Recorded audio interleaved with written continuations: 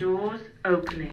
Yo, how's it going, people? I'm super excited to bring you today's video. Today I'm going to be checking out the top 33 tourist attractions in London. I'm going to be basically covering the centre of London, so anything outside the ring I'm not going to be covering, and I'm going to use a Boris bike to do it. Although the Underground is iconic to London, it's way too hot at this time of the year. Bus is great, but it takes way too long to wait for a bus. For me, getting around London on the bike is probably the best option and probably the cheapest. Let's get going. The first thing we need to do is secure a bike to go to the first location. These guys look like they're doing a bike tour right now.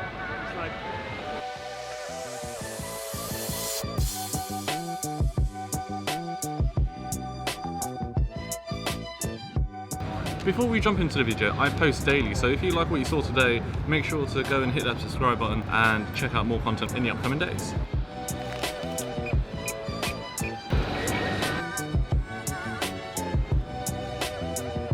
So while I'm heading to the first location, just a little bit about how the public bike service works here.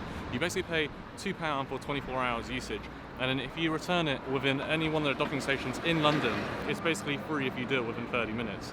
Anything above 30 minutes, you start paying. Before you take out a Boris bike or a Santander bike, make sure you download the Cycle Hire app here, because this will tell you where there are available bikes and docking stations. First on our list in the heart of London is St Paul's Cathedral. I believe it's the third largest cathedral in the world.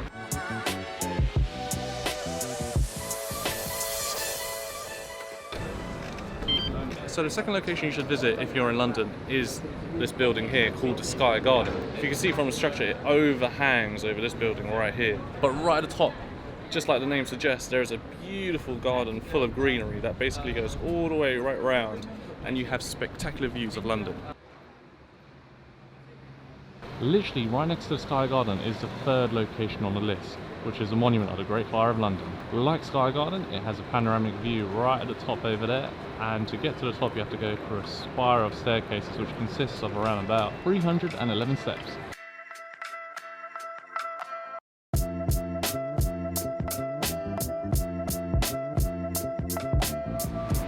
So the fourth item on the list is the Tower of London. In the 1500s and 1600s, where there was massive political turmoil and upheaval, the tower was used to torture criminals. Surrounding the tower are not one, but two precincts. And right next to the Tower of London is Tower Bridge, which is along that direction over there. But this is the reason why I'm covering tourist attractions within the city of London, because everything is pretty much walking distance or cycling distance, so you don't really have to go that far to see a lot of beautiful places here in London. Tower Bridge, Tower of London. Fifth location on the list is Tower Bridge, which is an obvious one. Music. So for the next location, we're going to have to go over Tower Bridge. I'm going to try and find a cycle hire. If not, I'm just going to walk it. It's not that long. See, just like this girl is doing, all these locations I'm showing you can be used for great Instagram pictures.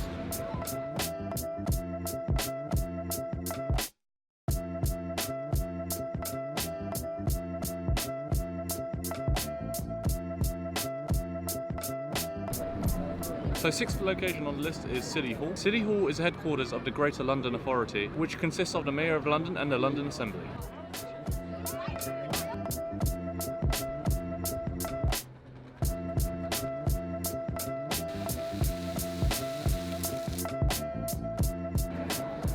See views from the highest point in Europe, which is number 7 on our list. So while going to the next location, you can also stop by at Southwark Cathedral.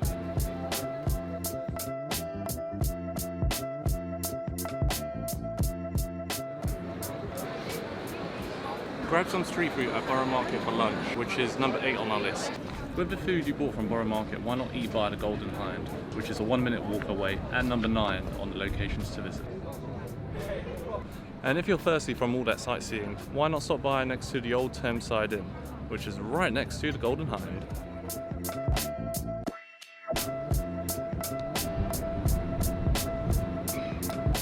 Number 10 is London Bridge, probably the most underwhelming tourist attraction of all. I must say, this is a brilliant workout for the legs.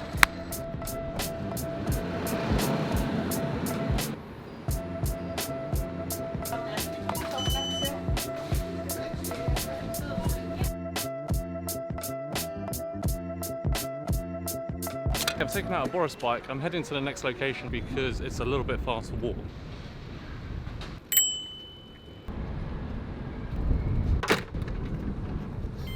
The next location is overlooked by St. Paul's, which is the Millennium Bridge.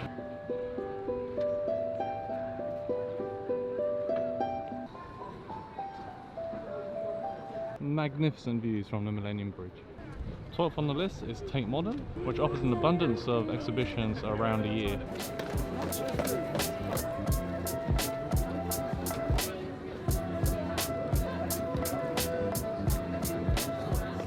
Okay, so a quick story about why the bridge is called the Millennium Bridge. The reason why it's called the Millennium Bridge is because it was opened in the year 2000, and when it first was open to the public, the bridge was swaying left and right because the frequency at which the general public walked over the bridge when it first launched coincided with the natural frequency of the bridge, making people really nauseous.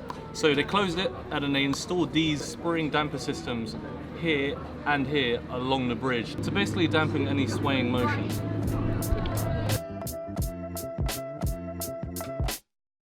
Right next to the Millennium Bridge is the Shakespeare Globe, number 13 on the list. Number 14 on the list is what I'm doing right now, taking a leisurely stroll along the River Thames South Bank. Another optional thing you can do while walking along the River Thames is buy a book or read a comic.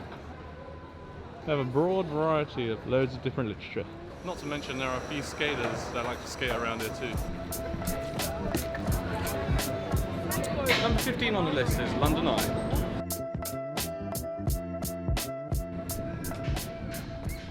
While you're by the London Eye, lay on the grass for a bit.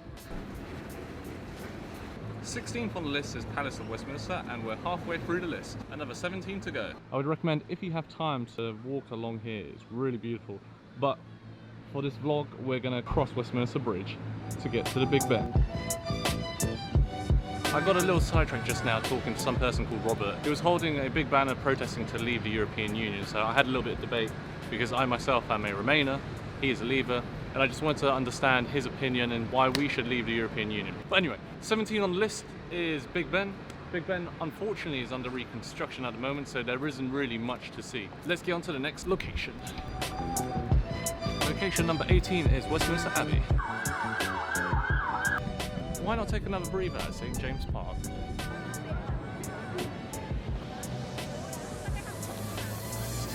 So number 20 on the list is Buckingham Palace. The royal family brings in around about £1.8 billion a year through tourism. Buckingham Palace sets us on to the next location on the list. Number 21 is Hyde Park, consisting of 350 acres of space. Hyde Park is one of the largest parks in London.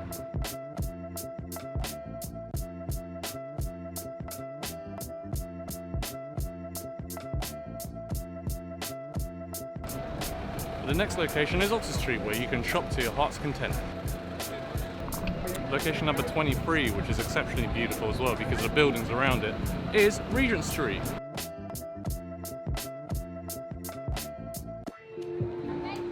Next we have Piccadilly Circus with its blinding billboards.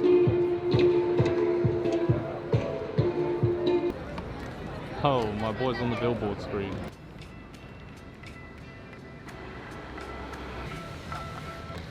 With the next location, which is Trafalgar Square, you're literally killing two birds with one rock because you also have the National Gallery right next to it.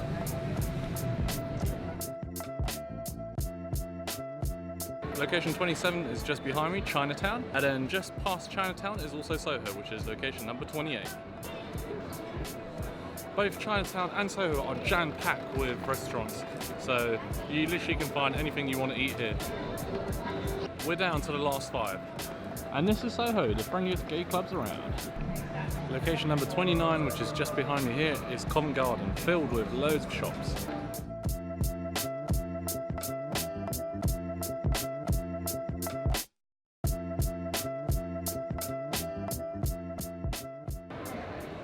Unfortunately, for the other 4 locations, I don't think I have enough battery to film them. So I'm going to quickly mention the 4 locations I had last in mind. Number 30 would have been British Museum, 31 Somerset House. Number 32 would have been the other side of the Thames, opposite South Bank, which is a lot more pleasurable to walk around. And lastly, finishing the list off with number 33 is Two Temple Place, which is situated at location number 32 along the Thames. And there we have it. I'm going to call the vlog to an end here, but if you like this video, I post daily, so make sure you subscribe to me, and I will catch you on tomorrow's video. See you then.